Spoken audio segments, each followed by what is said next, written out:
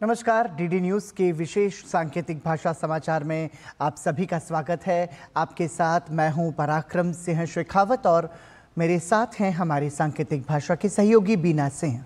समाचार की शुरुआत करेंगे सुर्खियों के साथ। राष्ट्रपति द्रौपदी मुर्मू ने सर्वोच्च न्यायालय के 75 वर्ष पूरे होने के मौके पर आयोजित राष्ट्रीय सम्मेलन के समापन समारोह को किया संबोधित। कहा, न्याय के प्रति सम्मान हमारी परंपरा है। राष्ट्रपति ने सर्वोच्च न्यायालय के ध्वज और प्रतीक चिन्ह का भी किया अनावरण।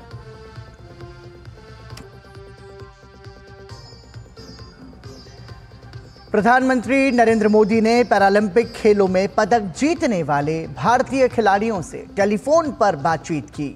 प्रधानमंत्री ने प्रत्येक विजेता को बधाई देते हुए कहा, इन खिलाड़ियों ने अपने प्रदर्शन से देश को किया गौरवान्वित।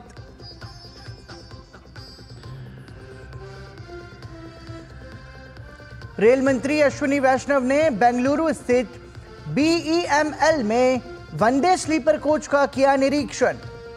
कहा, आगामी 1.5 से 2 महीनों तक चलेगा इसका परीक्षण। 3 महीने के बाद सेवा में आएगा वंदे स्लीपर कोच।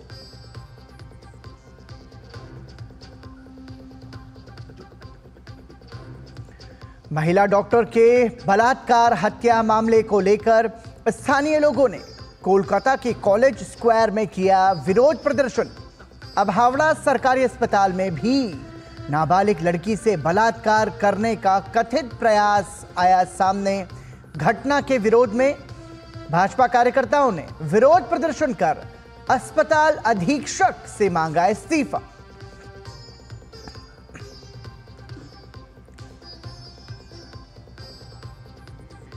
जम्मू कश्मीर में भाजपा महासचिव तरुण चुग ने भाजपा उम्मीदवारों के साथ की बैठक।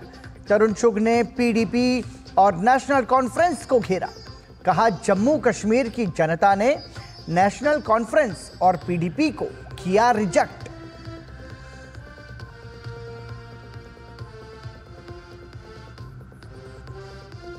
देश भर में राष्ट्रीय पोषण माह आज से शुरू। सभी के लिए पौष्टिक आहार थीम के साथ 30 सितंबर तक चलेगा अभियान। कुपोषण को मिटाना अभियान का उद्देश्य। और जर्मनी के हनोवर में आयोजित दूसरी विश्व बधिर निशानेबाजी चैंपियनशिप 2024 में भारत की शानदार शुरुआत। प्रतियोगिता के पहले दिन देश को मिला 1 स्वर्ण, 2 रजत और 1 कांस्य पदक।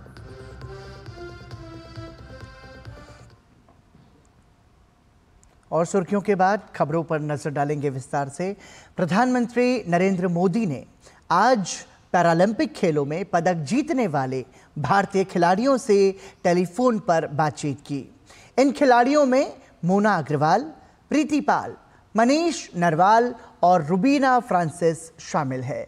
उन्होंने प्रत्येक विजेता को बधाई देते हुए कहा कि उन्होंने अपने प्रदर्शन से देश को गौरवान्वित किया है। प्रधानमंत्री ने अवनी लेखरा को खेलों में उनके अन्य प्रयासों में भी सफलता की कामना की। पैरालंपिक में एक खेल कार्यक्रम में भाग लेने के कारण वो कॉल में शामिल नहीं हो पाई।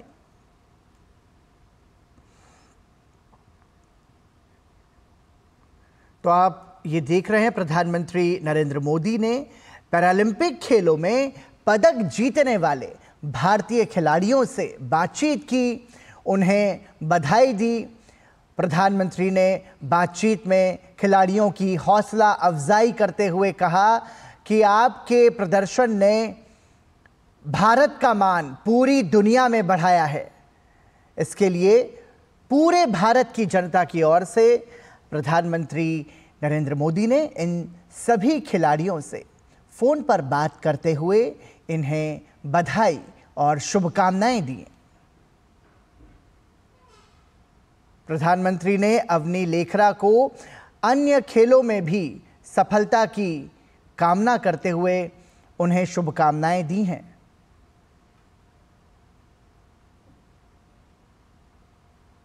चाहे ओलंपिक खेल हो, चाहे पैरालंपिक खेल हो, कोई भी खिलाड़ी जो भारत के लिए पदक जीतता है, प्रधानमंत्री नरेंद्र मोदी उनका प्रोत्साहन बढ़ाने के लिए, उन्हें शुभकामनाएं देने के लिए उनसे फ़ोन पर संपर्क करते हैं, उनसे संवाद करते हैं और उन्हें बधाई और शुभकामनाएं देते हैं। ये तस्वीरें आप देख रहे हैं। प्रधानमंत्री प्रतियोगिता में व्यस्त थी, इस वजह से उनसे फ़ोन पर बात नहीं हो पाई, लेकिन प्रधानमंत्री नरेंद्र मोदी ने अवनी लेखरा को भी उनके अन्य खेलों के लिए भी उन्हें शुभकामनाएं दी हैं।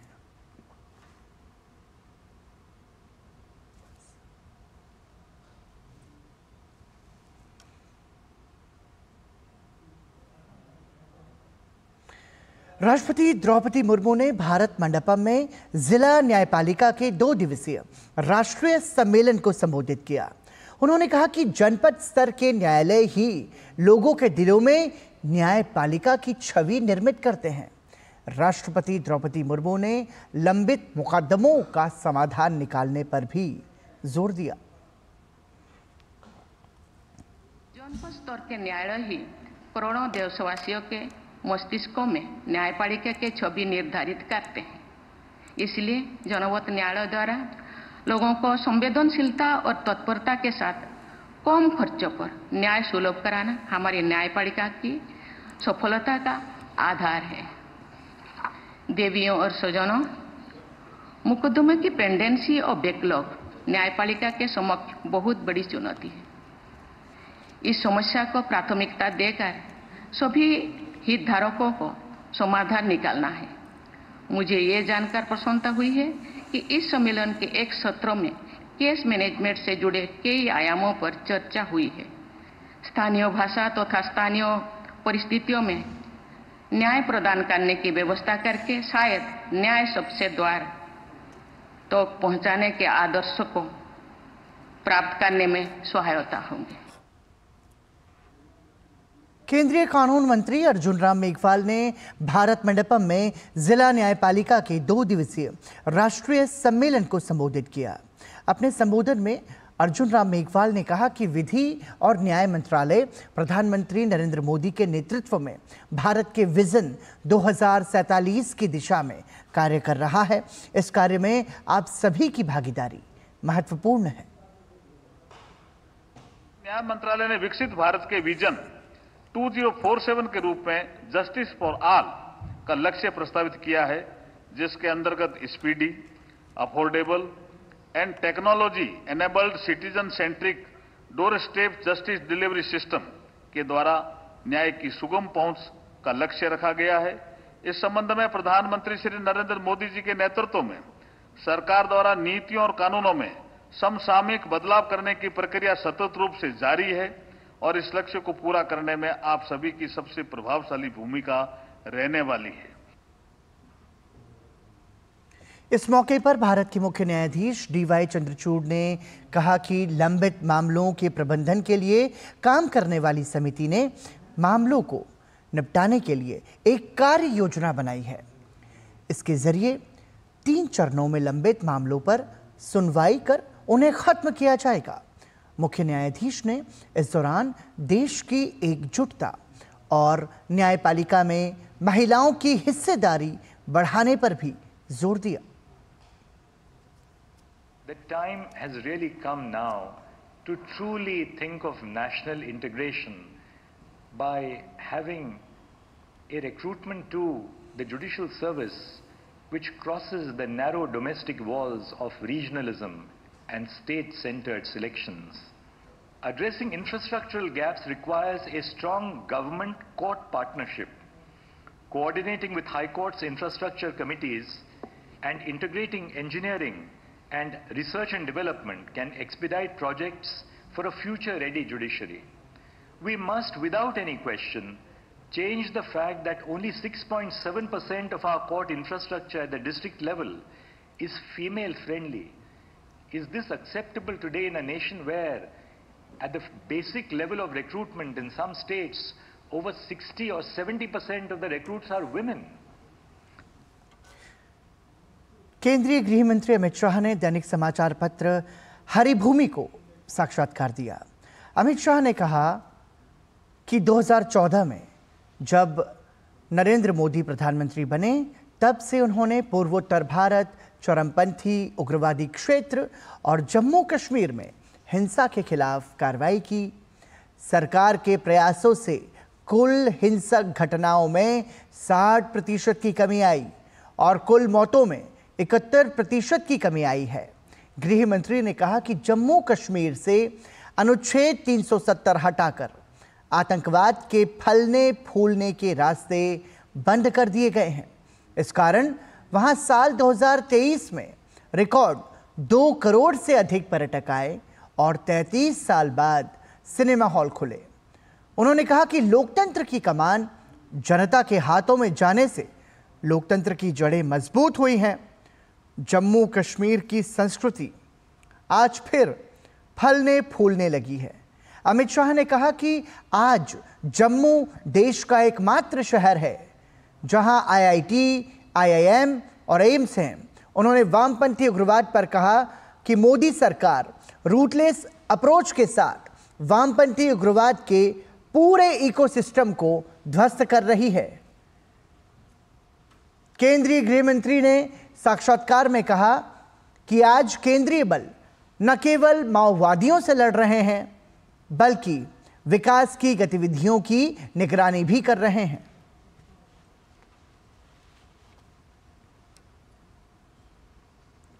रेल मंत्री अश्विनी वैष्णव ने BEML बेंगलुरु में मानक और ब्रॉडगेज रोलिंग स्टॉक विनिर्माण सुविधा के लिए नए हैंगर की आधारशिला रखी। इस नए हैंगर का उद्देश्य बड़े पैमाने पर तीव्र परिवहन प्रणाली के लिए विश्व स्तरीय सुविधाओं के साथ उत्पादन क्षमता को बढ़ाना है। ब्रॉडगेज और मानक गेज रोलिंग स्टॉक दोनों की जरूरतों को पूरा करने के लिए विनिर्माण सुविधाएं डिजाइन की गई हैं। तेज निर्माण, लचीलेपन, स्थायित्व, कम रखरखाव और ऊर्जा दक्षता के लिए प्री इंजीनियर्ड बिल्डिंग का निर्माण किया जाएगा। उत्पादन बढ़ाने के लिए इंडस्ट्री 4.0 IoT सक्षम मशीनरी का निर्माण होगा। रेल मंत्री अश्विनी वैष्णव ने BEML में वंदे भारत स्लीपर ट्रेन का निरीक्षण किया। रेल मंत्री अश्विनी वैष्णव ने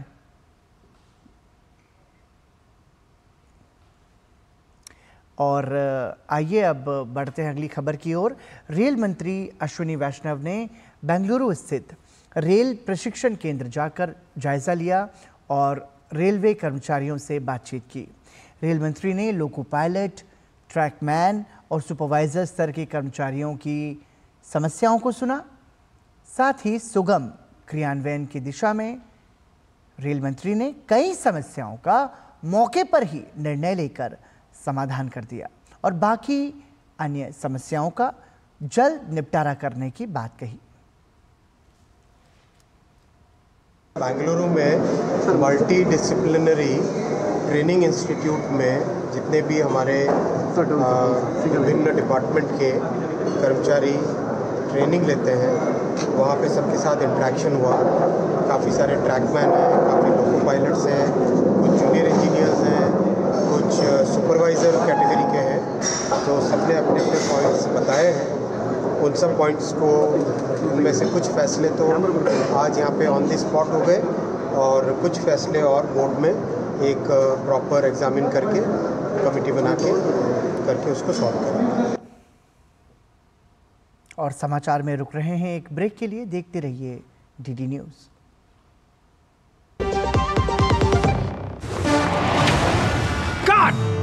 सुरक्षा की गारंटी हर चीज में जरूरी है, चाहे वो मुश्किल स्टंट हो या अच्छी फसल। इसलिए ले आइए IIL के ट्रैक्टर ब्रांड का शिनबा, जो देता है सुंडी और ट्रिप से सुरक्षा की गारंटी। बात जब पीढ़ियों के लिए बनने वाले घर की हो तो जिम्मेदारी बड़ी हो जाती है। गैलेंट समझता है ये जिम्मेदारी। अब MM रिब्स के साथ गैलेंट एडवांस TMT रीबार, निर्माण का रियल हीरो। भैया घर का किराया देना था, कुछ पैसे। इस महीने तो गाड़ी की EMI जानी है ना, अगले महीने पक्का। चलता हूँ। आपके बाद फैमिली को किसी के आगे हाथ ना फैलाना पड़े। आज ही लीजिए पॉलिसी बाजार पे 2 करोड़ का टर्म लाइफ इंश्योरेंस, सिर्फ 690 रुपए महीने से शुरू। कृषि मंत्री शिवराज सिंह चौहान मध्य प्रदेश के दौरे पर हैं। इस दौरान शिवराज सिंह चौहान ने विदिशा के ग्राम मढ़ी चौबीसा में सोयाबीन की फसल का अवलोकन किया और किसानों से उनकी समस्याओं पर चर्चा की। कृषि मंत्री ने किसानों की समस्या के समाधान का भरोसा दिया। उन्होंने कहा कि प्रधानमंत्री नरेंद्र मोदी का विजन और मिशन कृषि के क्षेत्र को आगे बढ़ाना और किसान का कल्याण करना है।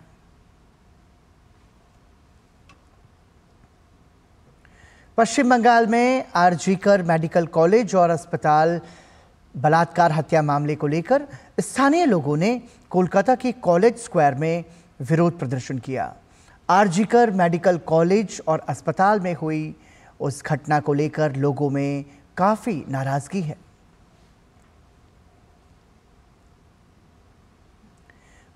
पश्चिम बंगाल में महिला डॉक्टर से बलात्कार और हत्या के बाद राज्य में महिला सुरक्षा को लेकर कई सवालिया निशान खड़े हो रहे हैं। अब हावड़ा सरकारी अस्पताल में एक नाबालिग लड़की से बलात्कार करने का कथित प्रयास किया गया। भाजपा के प्रदेश सचिव उमेश राय ने बताया कि सिटी स्कैन कराने गई नाबालिग से हुई ये घटना पूरे सिस्टम पर सवालिया निशान उठाता है। इस घटना के विरोध में भाजपा कार्यकर्ताओं ने प्रदर्शन किया और अस्पताल अधीक्षक से इस्तीफे की मांग की।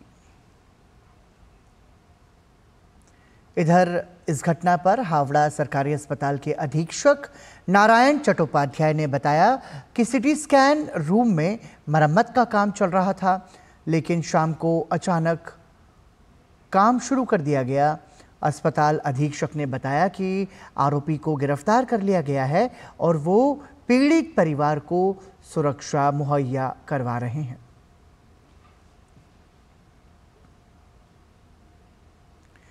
और बुलेटिन में रुक रहे हैं एक ब्रेक के लिए। देखते रहिए DD news. It's another 6. Recharge जल्दी रिचार्ज करा। ये क्या किया? मैच तो गया। पेमेंट कैसे करेंगे? टोकनाइज कार्ड से। टोकन? हाँ, ऑनलाइन पेमेंट के लिए आरबीआई लाए हैं टोकनाइजेशन। एक बार कार्ड डिटेल्स ओटीपी सीवीवी डालकर टोकन जनरेट कीजिए। कार्ड भी सुरक्षित और बार बार डिटेल्स भरने की नो झंझट। वही सुविधा अधिक सुरक्षित। ऑलराउंडर हो कि मैं आरबीआई कहता है कि जानकार बनिए, सतर्क रहिए। अरे ऋषि, आज स्कूल नहीं गए? 3 महीने से फीस नहीं भर पाई तो निकाल दिया स्कूल ने। कहीं आपके बाद आपके बच्चों के सपने न टूट जाएं। आज ही लीजिए पॉलिसी बाजार पे 2 करोड़ का टर्म लाइफ इंश्योरेंस, सिर्फ 690 रुपए महीने से शुरू। बात जब पीढ़ियों के लिए बनने वाले घर की हो तो जिम्मेदारी बड़ी हो जाती है। गैलेंट समझता है ये जिम्मेदारी। अब डबल एम रिब्स के साथ गैलेंट एडवांस TMT रीबार, निर्माण का रियल हीरो। असम तृणमूल कांग्रेस के अध्यक्ष रिपुन बोरा ने पार्टी से इस्तीफा दे दिया है। उन्होंने कहा कि मैंने अनुभव किया कि असम के लोग राज्य में टीएमसी को स्वीकार करने के इच्छुक नहीं हैं। अगर मैं टीएमसी में ही बना रहता तो मुझे कुछ हासिल नहीं होता। ये मेरे समय और ऊर्जा की बर्बादी होती। I decided that I should, since the people of Assam, they do not want to accept TMC. So therefore, I decided, in honoring the sentiment of people of Assam, I decided to resign from TMC. Bhajpa के राष्ट्रीय महासचिव और जम्मू कश्मीर प्रभारी तरुण चुग ने जम्मू कश्मीर विधानसभा चुनाव के लिए उम्मीदवारों की सूची को अंतिम रूप देने के लिए भाजपा उम्मीदवारों के साथ बैठक की। बैठक के बाद भाजपा महासचिव तरुण चुग ने कहा कि उमर अब्दुल्ला और महबूबा मुफ्ती लोगों को भ्रमित करते हैं। जनता ने इन लोगों को रिजेक्ट कर दिया है। जो भ्रमित नेतृत्व है नेशनल कॉन्फ्रेंस, पीडीपी, कांग्रेस का, जनता उनसे घृणा करती है। शुरू से ही ये भ्रम पैदा करते आ रहे हैं। पहले कहते थे चुनाव नहीं होगा, फिर कहते थे परिसमन नहीं होगा, फिर कहते थे चुनाव की डेट अनाउंस नहीं होंगी, फिर डेट अनाउंस हो गई तो चुनाव होगा नहीं। उमर जी, इस कंफ्यूजन से बाहर आइए। जनता ने जैसे अप्रैल 2024 में नेशनल कॉन्फ्रेंस और पीडीपी के युवराज व युवरानी को हराया, अक्टूबर 8, 2024 को आने वाले परिणाम भी इन पार्टियों को सबक सिखाने वाले होंगे। इनकी कंफ्यूजन के कारण जनता ने इन्हें रिजेक्ट किया है। ये रिजेक्टेड लीडरशिप है। दिल्ली के मुख्यमंत्री अरविंद केजरीवाल के खिलाफ भाजपा सांसद बांसुरी स्वराज ने मालवीय नगर में जनाक्रोश रैली निकाली। इस रैली में भारतीय जनता पार्टी के अन्य नेता और कार्यकर्ता भी शामिल हुए। प्रदर्शन के दौरान मीडिया से बातचीत में बांसुरी स्वराज ने केजरीवाल की सरकार पर जमकर हमला बोला। उन्होंने केजरीवाल सरकार पर जनता की समस्याओं के समाधान की जगह भ्रष्टाचार में लिप्त रहने का आरोप लगाया।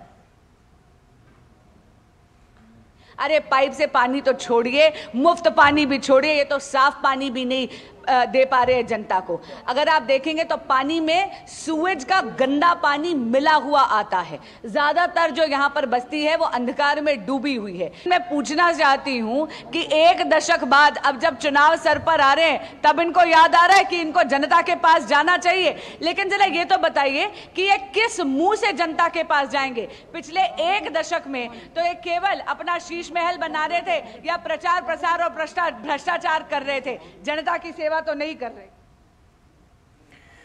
और बुलेटिन में रुक रहे हैं एक और ब्रेक। देखते रहिए डीडी न्यूज। भैया, घर का किराया देना था, कुछ पैसे। इस महीने तो गाड़ी की EMI जानी है ना, अगले महीने पक्का। चलता हूँ। आपके बाद फैमिली को किसी के आगे हाथ ना फैलाना पड़े। आज ही लीजिए पॉलिसी बाजार पे 2 करोड़ का टर्म लाइफ इंश्योरेंस, सिर्फ 690 रुपए महीने से शुरू। बात जब पीढ़ियों के लिए बनने वाले घर की हो तो जिम्मेदारी बड़ी हो जाती है। गैलेंट समझता है ये जिम्मेदारी। अब डबल M रिब्स के साथ गैलेंट एडवांस TMT रीबार, निर्माण का रियल हीरो। महिला एवं बाल विकास मंत्रालय आज से 30 सितंबर तक 7वां राष्ट्रीय पोषण माह मना रहा है। इसका उद्देश्य कुपोषण से व्यापक रूप से निपटना है। हर साल राष्ट्रीय पोषण सप्ताह के लिए एक विशेष थीम निर्धारित की जाती है, जो पूरे सप्ताह के दौरान होने वाली गतिविधियों और कार्यक्रमों की दिशा निर्धारित करती है। 2024 में राष्ट्रीय पोषण माह की थीम है सभी के लिए पौष्टिक आहार।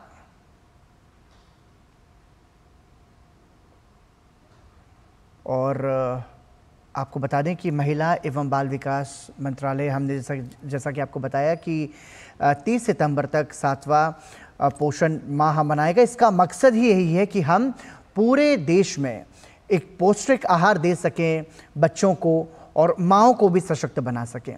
बात करते हैं अगली खबर की।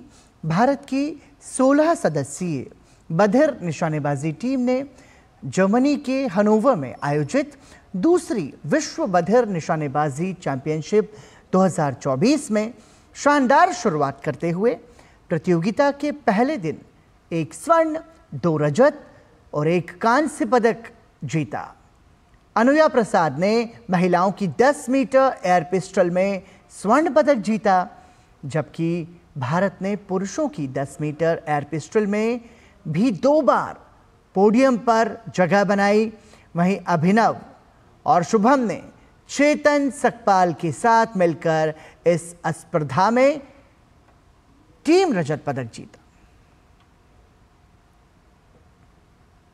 और इसी के साथ ही डीडी न्यूज़ के विशेष सांकेतिक भाषा समाचार में अभी के लिए इतना ही।